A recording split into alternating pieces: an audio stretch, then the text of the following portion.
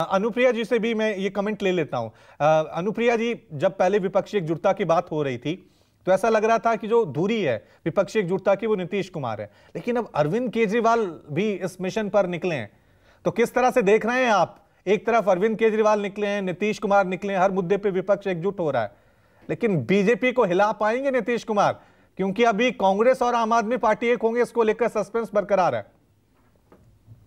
देखिए रवि जी, हमें याद है कि जब माननीय मुख्यमंत्री जी दिल्ली गए थे और उस समय अरविंद केजरीवाल जी से मुलाकात हुई थी, उन्होंने स्पष्ट कहा था कि देश के लोकतंत्र को बचाने के लिए हम एकजुट होंगे। और जिस तरह से अध्यादेश की जो बात हो रही है, ये तो स्पष्ट है कि हम बार बार कहते हैं कि जो देश की सरकार है वो सत्ता के नशे में चूर अहंकारी सरकार है। एक तरफ ऑनरेबल सुप्रीम कोर्ट का जो फैसला होता है उसके इतर जाकर करके एक अध्यादेश लाया जाता है। ये स्पष्ट दिखाता है कि लोकतंत्र को बचाने के लिए अब हमें एकजुट होने की जरूरत है। अब आप संसद की बात कर ले, नई संसद की बात कर ले, तो संवैधानिक प्रमुख जो हमारे महामहिम राष्ट्रपति हैं उनको नहीं बुलाया जा रहा है। तो यह एक तरह का कैसी सरकार है और किस तरह के इसे देश को ले जाया जा रहा है, जहां ना लोकतंत्र की बात हो रही है, ना संविधान की बात हो रही है, अपने मन हित से कार्य किया जा रहा है।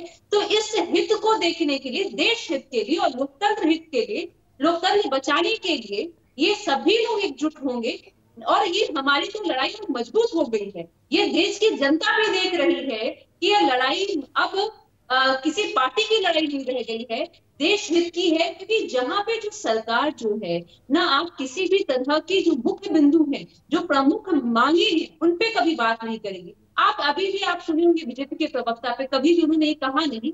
अगर उनको उपलब्धि गिनाना है, आज उन्होंने अगर उद्घाटन करनी है नई संसद भवन की, मैं कहती हूँ कि अभी अपने भाषण में प्रधानमंत्री जी बताएं कि देश के युवाओं को उन्होंने कितना रोजगार दिया, महंगाई पे उनकी क्या प्रतिक्रिया रही है, और आज किसानों का क्या दुर्गति हो गई है। इन मुद्दे पे बोलेंगे शायद तो वो चुप्पी उनकी जो टूटी तो शायद देश की जनता जानेगी। लेकिन अनुप्रिया जी, आप महंगाई और बेरोजगारी की बात कर रही हैं, तो बीजेपी तो यही आरोप लगा रही है ना कि आपके पास कोई मुद्दे नहीं, इसलिए आप संसद भवन के उद्घाटन का मुद्दा उठा दे रहे हैं। आपके पास कोई ऐसा मूल मुद्दा नहीं है जिसपे आप एकजुट हो जाएं।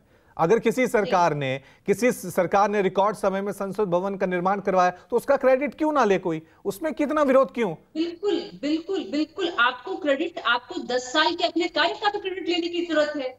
2014 में जिस तरह से आपने अपने वादे के साथ देश की जनता के सामने आए थे, वो भी आपको दिखानी है।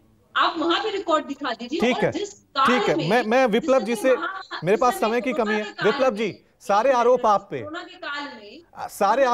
लग रहे हैं। आप अहंकार में हो गए हैं, आपको लग रहा है कि हमें जनता ने शक्तियां दी हैं तो आप कुछ भी कर देंगे, लेकिन विपक्ष कह रहा हम एकजुट हैं।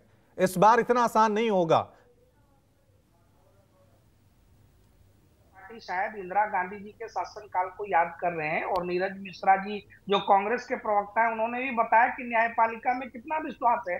अभी उन्होंने बताया कि वो चीफ जस्टिस के खिलाफ महाभियोग लेकर आए तो बाकी दलों ने उनका साथ नहीं दिया। तो ये सारी चीजें जनता भी देखती और सुनती है, और भारतीय जनता पार्टी अपने कार्यों को, उपलब्धियों को लेकर लगातार जनता के बीच में रही है ना। दो बार स्पष्ट बहुमत लेकर के अपने बलबूते केंद्र में सरकार हमने बनाई है, तो जनता का जनादेश तो जनता के बीच में ही जाकर प्राप्त करेंगे। लेकिन आज जो बातें ये संविधान बचाने की बातें कर रहे हैं, ये कांग्रेस पार्टी के मुंह से अच्छी नहीं लगती, ये जेडीयू के मुंह से अच्छी नहीं लगती, ये आम आदमी पार्टी के मुंह से अच्छी नहीं लगती। लेकिन आप प्रेसिडेंट को इन्विटेशन दे देते, आप प्रेसिडेंट को इन्विटेशन दे देते, सब सारा इनका मुद्दा ही खत्म हो जाता। अरे पूरा मुद्दा तो अभी आपके कुमार गौरव जी ने आंकड़ों सहित बताया कि देश में, वही तो आप कह रहे हैं ना कि आपके पास आंकड़े हैं, आपके पास आंकड़े हैं तो आप कुछ भी कर सकते हैं। आप प्रेसिडेंट को इतने बड़े समारोह में बुलाएंगे भी नहीं। नहीं, सुनिए, तो ये आपका परसेप्शन है ना, ये आपका परसेप्शन है। नहीं, वो तो इन्विटेशन कार्ड बोल रहा है, आपने नहीं बुलाया। अरे सुनिए ना भाई, प्रधानमंत्री जी और राष्ट्रपति जी के बीच में कहीं कोई लड़ाई नहीं हो रही है, और माननीय राष्ट्रपति महोदया को इस देश में हमारी पार्टी ने, हमारे प्रधानमंत्री जी ने सम्मान।